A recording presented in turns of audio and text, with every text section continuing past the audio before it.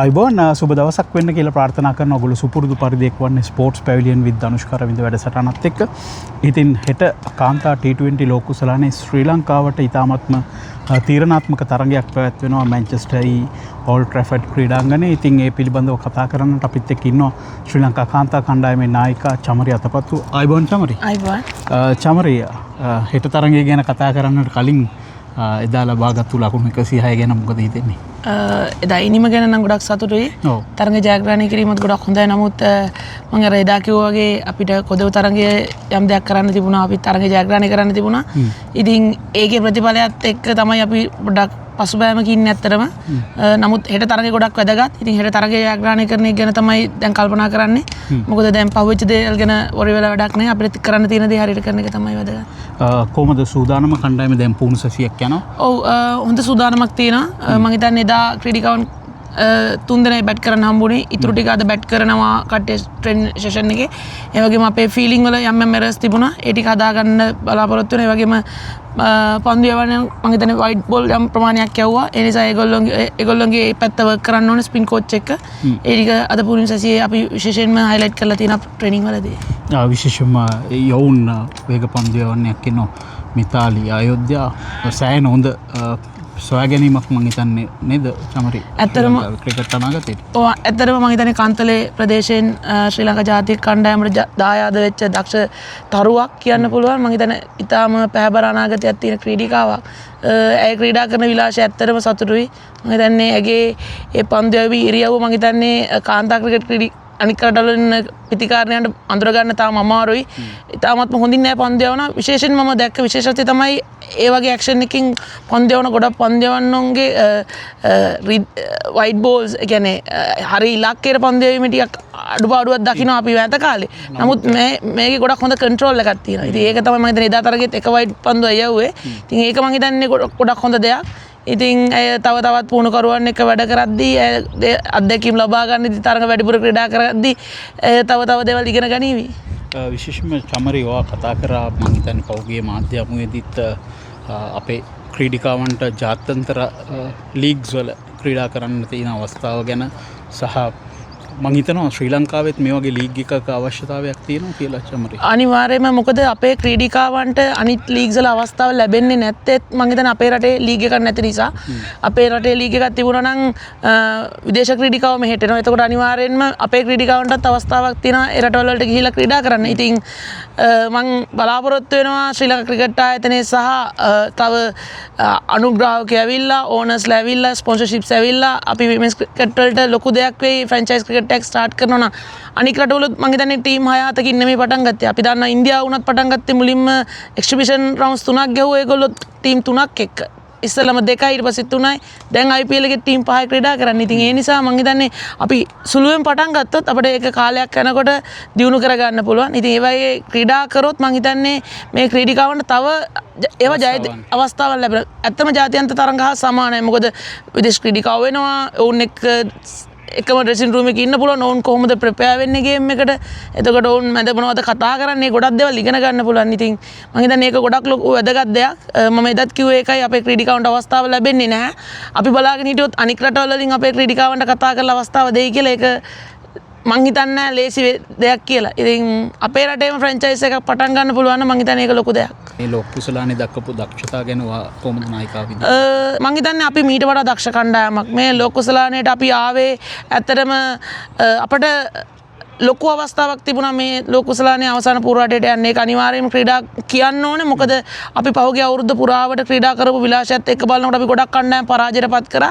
ඒ නිසා ලොකු අවස්ථාවක් තිබුණා මේ ලෝක කුසලානේ අපිට අවසාන පුරාටයට යන්න. නමුත් අවාසනාවකට අපි හරි විදියට අපේ පන්දු යවීම පන්දු රැකීම සහ පිතිකරණය කියන තුනම මං හිතන්නේ අපේ කොදව තරඟයේ හරියට තිබුණේ නැහැ. ඒ නිසා අපිට ඒක අවාසනාවන්ත විදියට පරාජයටපත් වෙන්න සිද්ධ වුණා. ඉතින් ඒ නිසා මං හිතන්නේ ඒක අරුණාම මේ ඕවරෝල් මේ වර්ල්ඩ් කප් එක අපි මේ වෙනකන් අපි හොඳට සෙල්ලම් කරලා තියෙනවා.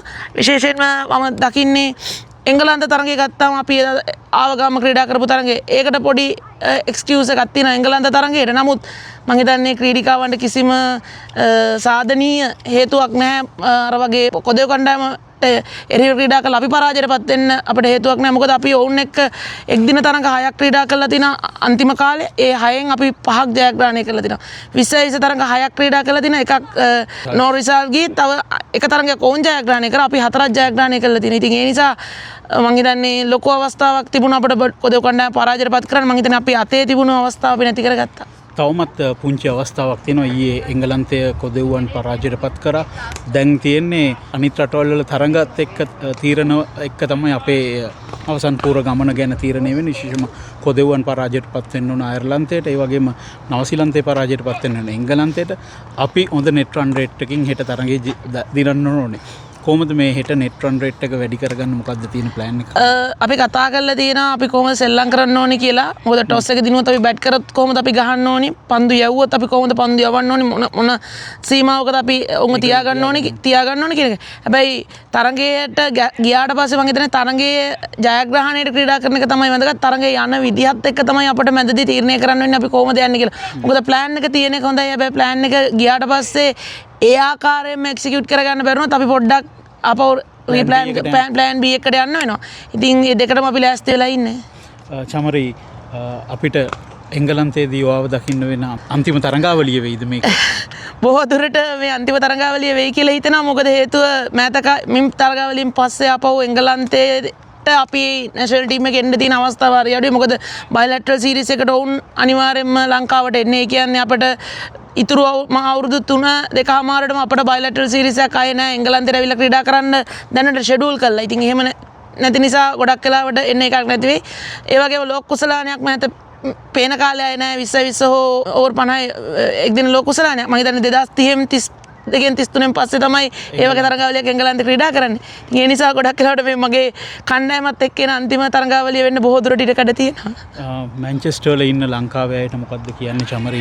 ඔව් වැදගත්ම දේ මම හිතන අපි තරඟ පරාජයටපත් වුණා. ශ්‍රී ලාංකික ප්‍රේක්ෂකයෝ එංගලන්තයේ වෙසෙන ශ්‍රී ලාංකිකයෝ ඇවිල්ලා අපිව දිරිමත් කරා. අපි පළවෙනි තරඟේ පරාජයටපත් වෙලා දෙවෙනි තරඟයට වුන් නැවිත් හිටියේ නැහැ. වුන් ඇවිල්ලා අපිව දිරිමත් කරා. දෙවෙනි තරඟේ අපි ජයග්‍රහණය කරා. තුන්වෙනි තරඟේ කොදෙව්වන්ට පරාජය වුණා. ඒ තරඟයටත් අපිට ඇවිල්ලා දිරිමත් කරා. හැබැයි අන්තිමට තිබ්බ අයර්ලන්ත තරඟයටත් ඇවිල්ලා වුන් දිරිමත් කරා. මොකද තරඟයේ පරාජය වුණත් ඔවුන් අපිත් එක්ක හිටියා. ජයගද්දිත් ඔවුන් අපිත් එක්ක හිටියා. ඉතින් විශේෂයෙන්ම මම මේ අවස්ථාවක් කරගන්නවා මැන්චෙස්ටර් අවට ඉන්න ශ්‍රී ලාංකික හැමෝටම ආරාධනා කරනවා ඇවිල්ලා තරඟ නරඹන්න එන්න, ක්‍රීඩිකාවන්ට ශක්තියක් වෙන්න, ඕන්න දිරි ගන්නන්න එන්න කියලා. ඒ වගේම ශ්‍රී ලාංකික හැමෝගෙම මම හිතන්නේ බ්ලෙසිං එක අපිත් එක්ක තියෙයි. මම දන්නවා ඒක හැමෝම ගොඩක් ශ්‍රී ලාංකිකයෝ අපිත් එක්ක ඉන්නවා. ඉතින් ඒ හැමෝගෙම බ්ලෙසිං එක තියෙයි. හෙට තරඟ හොඳින් ක්‍රීඩා කරලා අපි ඒ බලාපොරොත්තු වෙන ඉලක්කයට අපිට යන්න පුළුවන් වුණොත් මං හිතන්නේ ගොඩාක් වැදගත්. මං හිතනවා වාසනාව ඒ හැම දෙයක්ම අපිත් එක්ක තියෙයි කියලා මේ ලෝක කුසලානේ අවසාන මොහොතේදී හරි ඒ වාසනාව තිබුණොත් අනිවාර්යයෙන්ම අපේ දක්ෂතාවයත් එක්ක අපට අවසන් පූර්වරටට යන්න පුළුවන්. ඕවල් වලදී හම්බ වෙන්න බලාපොරොත්තුවක් තිබෙනවා. එහෙනම් හෙට තරඟ ඉතාම හොඳින් ක්‍රීඩා කරන්න ශක්තිය, ධෛර්ය, වාසනාව ලැබෙන්න කියලා ප්‍රාර්ථනා කරනවා චමරේට. අවසාන වශයෙන් මොකක් හරි කියන්න ඕනේ කණ්ඩායම ගැන? ඇත්තටම ක්‍රීඩිකාව ගොඩක් හොඳයි, දක්ෂ කණ්ඩායමක් ඉන්නේ. තරුණ ක්‍රීඩිකාව ගොඩක් ඉන්නවා. ජ්‍යෙෂ්ඨ ක්‍රීඩිකාව කීප දෙනෙකුත් ඉන්නවා. මොවුන්ට තරඟ අත්දැකීම අවශ්‍යයි. මං හිතන්නේ මම මේක අවස්ථාවක් කරගන්නවා. මම ක්‍රිකට් ක්‍රීඩාවේ කොච්චර කල් තාම ඉදීද නැද්ද කියන එක දන්නේ නැහැ. ඒක තීරණය වෙන්නේ මගේ ෆිට්නස් උයි පර්ෆෝමන්ස් උත් එක්ක. මම මේ අවස්ථාවක් කරගන්නවා මාධ්‍යයට සහ ශ්‍රී ලාංකිකයන්ට කියන්න මේ ක්‍රීඩිකාවන් ශක්තියක් වෙන්න ඕන් ජයග්‍රහණය කරනකොට වගේම පරාජයටපත් වෙනකොටත් කණ්ඩායමත් එක්ක ඉන්න ඔවුන් තරුණ ක්‍රීඩිකාවෝ මම හිතන්නේ ඔවුන්ට මානසිකව දෙන ශක්තිය ගොඩක් වැදගත් ක්‍රීඩිකාවන්. මොකද තරුණ ක්‍රීඩිකාවෝ නිසා අපි ඔවුන් එක්ක ඉමු, ඉඳලා ඔවුන්ට සහායක් දෙමු. අනාගතයේ ලෝක කුසලානයක් ලංකාවට ගෙන්න පුළුවන් දක්ෂ කණ්ඩායමක්, දක්ෂ තරුණ ක්‍රීඩිකාවෝ ගොඩක් කණ්ඩායම ඉන්නවා. ඉතින් අපි ඔක්කොම එකතු වෙලා ඔවුන්ට සහාය දෙමු. අඩුපාඩු වෙනවා හැමෝගෙම. ඉතින් ඒවට මම හිතන්නේ උදව් කළා අපි හැමෝම එක රටක් හැටියට නැගිටිමු. අනිවාර්යෙන්ම අපි එක රටක් විදියට නැගිට්ටොත් මං හිතන්නේ චමරි කිව්වා වගේ අපේ අනාගතයේ ලෝක කුසලානය කියලා කියන්නේ සිහිනයක් නෙවෙයි. ඒතරම්ම දක්ෂ කණ්ඩායමක් අපිත් එක්ක ඉන්නවා, තරුණ කණ්ඩායමක්. චමරි ඔයා ලංකාව වෙනුවෙන් කරපු සේවයටත් අපි ස්තුතිවන්ත වෙනවා, ස්පෝර්ට්ස් පැවිලියන් වෙනුවෙන්. බොහොම ස්තුතියි චමරි අපිත් එක්ක මේ විදියට සම්බන්ධ වුණාට. අනිවාර්යෙන්ම